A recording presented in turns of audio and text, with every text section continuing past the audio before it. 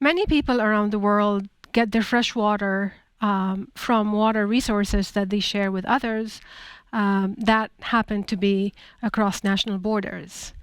And in the process of sharing water resources across national borders, what is often referred to as transboundary water resources, people find themselves cooperating with others, but sometimes also they may find themselves in conflict with others with whom they share these water resources. Many examples around the world, we can see that people have come together as a result of the desire to share the same water resource. But there are also a few examples where this sense of sharing has led to conflict instead. So hydrosolidarity, it simply means water sharing in an cooperative way and in an equitable way. So hydrosolidarity or water sharing can be between water users, such as neighbors or riparians along a river or above groundwater. It can also be hydrosolidarity or sharing of water between generations. For example, we do not want to hand over polluted water to our children or coming generations. And also it can mean sharing or hydrosolidarity between humans and other creatures, for example, to improve biodiversity or the environment in general. So the notion of hydrosolidarity was brought forward in the 1990s by two eminent professors, Malin Falkenmark and Carl Folke. And since then, the concept has developed in different ways, and we feel that hydrosolidarity is becoming increasingly important due to the ongoing water crisis.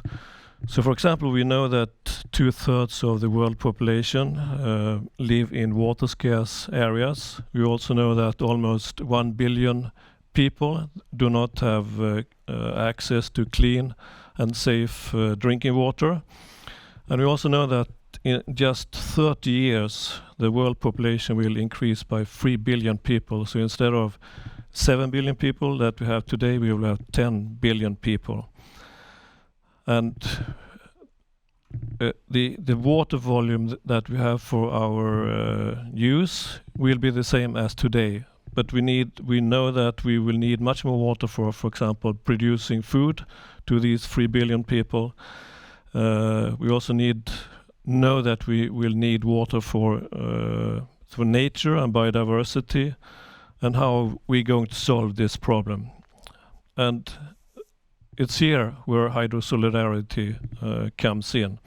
The only way to solve this crisis is by reusing the water. So this means that we can reuse the water as many times as we want, over and over again, and this means in the end that we need to be able to share the water in a much more efficient way. So sharing between neighbors, sharing between generations, and also sharing with nature, so to speak. This is not a new idea, though. There are many examples of traditional communities in water-scarce areas that have practiced this idea for maybe thousands of years in Middle East, in Africa, and in Asia. But due to different factors, maybe industrialization as one of those factors, that this has led to that many of these ideas or techniques have been forgotten. So hydrosolidarity brings collaboration and improved water efficiency. And we also know that water has many different functions. It has environmental function, social function, economic function, democratic function, etc. So this was the starting point for the Pufendorf project that was started originally about 10 years ago. So this project brings expertise from medicine, from engineering, from natural sciences, from social sciences and humanities. Thank you.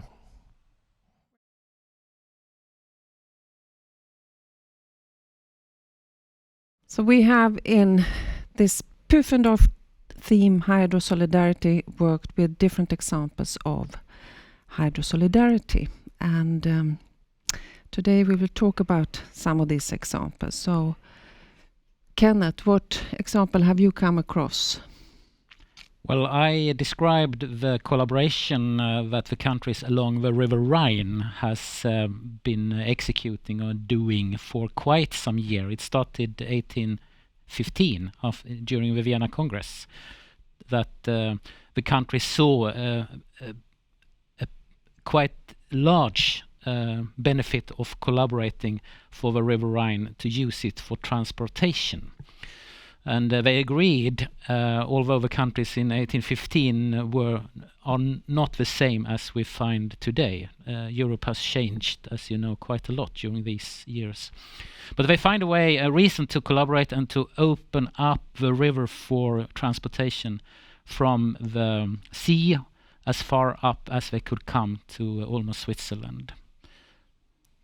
And I think it's interesting to see that this collaboration has grown with time, and it has managed to survive also for quite severe conditions during not least the 20th century. And it has been beneficial for the countries to continue the collaboration. And it has also strengthened the collaboration since the countries have also started going from transportation collaboration to also environmental collaboration to improve the water quality. So it's a quite interesting example, I think, on how hydrosolidarity can be implemented in practice and survive during very different historic conditions. So a very long-term collaboration that still exists today. Karin, do you have any examples that you have come across of hydrosolidarity? Yes, we have talked about different cases here, and what we heard here was a historical case, and I actually looked into a more contemporary one, and quite a fascinating one, I must say. And that is an organization that is called Echo Peace in the Middle East, operating in Jordan, Palestine and Israel. And we zoomed in on the Good Water Neighborhood projects. And what is so fascinating with this case is actually that this was launched in the midst of the collapse of the Middle East peace process. So it's very interesting to probe the conditions that actually functioned as a driver on the local level, whereas on the national and regional level, we actually saw an increase in escalation in conflict. So this is a very interesting case to see how hydrosolidarity even can operate in times of conflict, actually, on the local level and cross-nationally as well. So that's interesting. So several interesting things that also can be applicable elsewhere, we would argue. So now we come into the drivers of hydrosolidarity. So Kenneth, in your example from the Rhine, what have been the drivers for cooperation around water? The original reason for collaboration was to enhance transportation and facilitate transportation, and this started in the beginning of the 19th century. And the countries and also the cities along the River Rhine had quite rapid economic development. So it was really beneficial for all of the cities to be able to use the River Rhine as a transportation road or river. Meaning that they gained much resources, they gained much profit compared to the costs. And I think that the economic driver has been quite important. And when the environmental load increased during the end of the 19th century and the beginning of the 20th century and forward, it was also valuable for the cities and for the countries to try to pinpoint investments in environmental beneficial treatment plants, mainly for the wastewater treatment plants from the cities, and to improve the water quality in the River Rhine, which has been done and which is already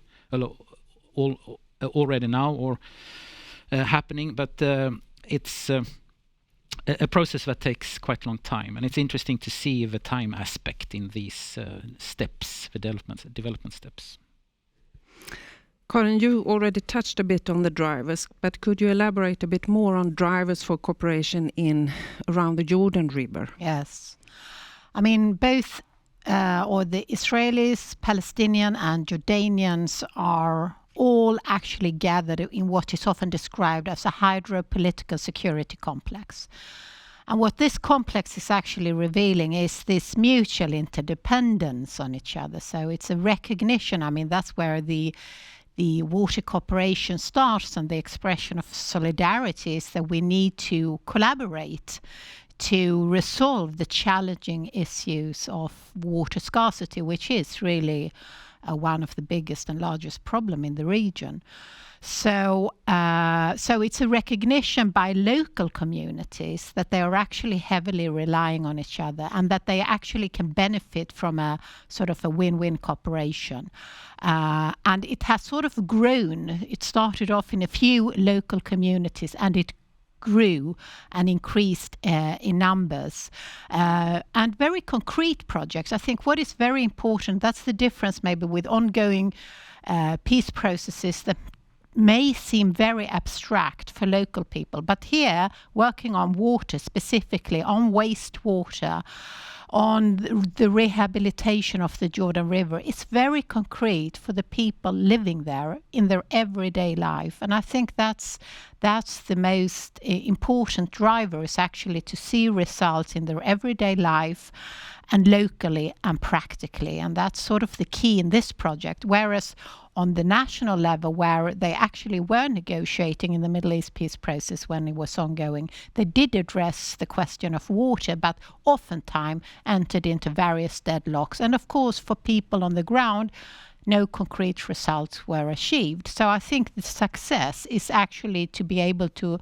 focus on very practical, concrete project, as I mentioned, with the rehabilitation of the Jordan River and the wastewater project, but also working on youth. For instance, they created eco parks where they can meet together, Jordanian, Palestinians, Israelis, despite the larger, very conflictual, hostile setting. They have been able to create this kind of islands, small islands of peace. So in both of these examples, you have had very large conflicts ongoing. We have had 2 world wars in Europe during the time of the Rhine cooperation, and also the Israel-Palestinian conflict for many, many years. So and there are many other transboundary water regions in the world, and where in some of them there are conflicts. And if you translate your examples here to other contexts, what major challenges can you see for having hydrosolidarity or cooperation around water? Kenneth? That's a very relevant question, and what we have seen during our studies and also discussed in our meetings is that the challenges, they are like the example Karin gave, they are connected with when there are national interests included in the discussions, so that there is a clear, maybe not always conflict, but a clear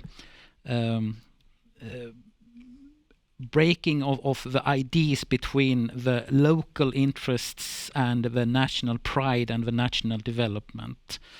And I think if we look on the River Rhine, that the River Rhine gets with time more and more used for transportation, but also for water supply and for different water applications.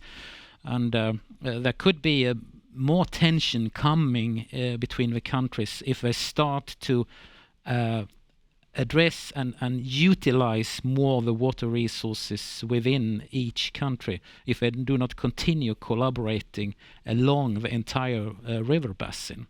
So I think to identify and to be aware of the conflict that comes if the national interests are getting too much attention and too much political power in the general collaboration. Then there could be conflicts that could be quite difficult to solve. On the other hand, what we can see from the collaboration along the River Rhine as an example, but also along many other rivers, is that once there is a hydrosolidarity in practice, the benefits, also again, as Karin shows, the benefits can be visible also on a local level, but on an aggregated total river basin level, which means that we have to specify and show the possible outcomes and the potential support growth and all kinds of positive collaboration that may bring us to get the attention from the people living in the river basin, that it's valuable, it's logical for them to collaborate because the benefits are much stronger than the costs. Karin? Yes, I think it's interesting actually to note with the case that we looked into, the EcoPeace case, that they work now both systematically and focused on generating a methodology that can be applicable elsewhere. So they have actually increased not only their cooperation as neighbors, water neighbors, but also regionally to other regions like Bosnia-Herzegovina as well, and also South America. And I think that's very interesting because we do need to highlight the best practice. However, I would also like to say that from the experience working in the field of peace building, one should be aware that there's no sort of universal formula or a sort of one-size-fits-all model. So everything have, of course, to be contextualized and they have to be shown a local sensitivity in regards to what are the conditions in this particular place.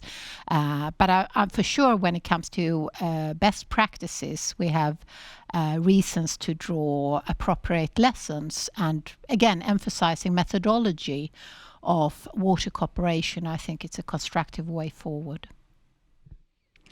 And with that, I would like to thank Kenneth and Karin.